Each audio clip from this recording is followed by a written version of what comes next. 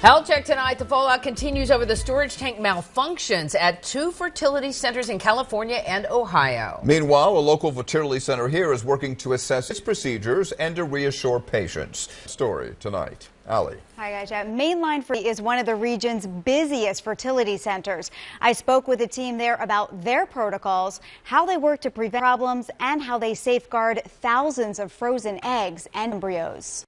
Test tubes are passed through the window here. Laboratory Director Sharon Anderson says there are strict policies and procedures for every step at Main Line Fertility regarding the news of rare malfunctions at two other fertility centers. I felt empathy for those centers. Dr. John Orris knew his patient would have questions.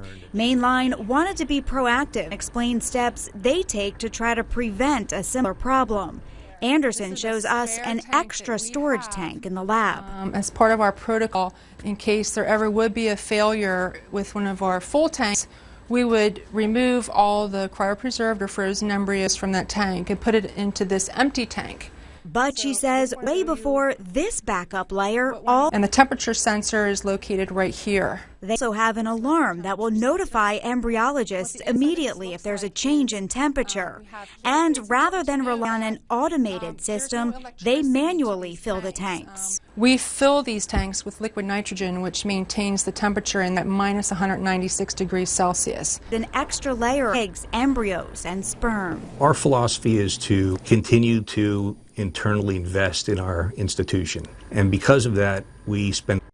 Now, as for equipment that runs on electricity, the center has backup generators. They did kick in during last week's storm. Dr. Orris says for patients, if you're working with a fertility center, don't just research the doctor. Also ask about the team and about the lab protocols. Now, he says what happened at the other centers is devastating, but he hopes that patients nationwide don't lose trust.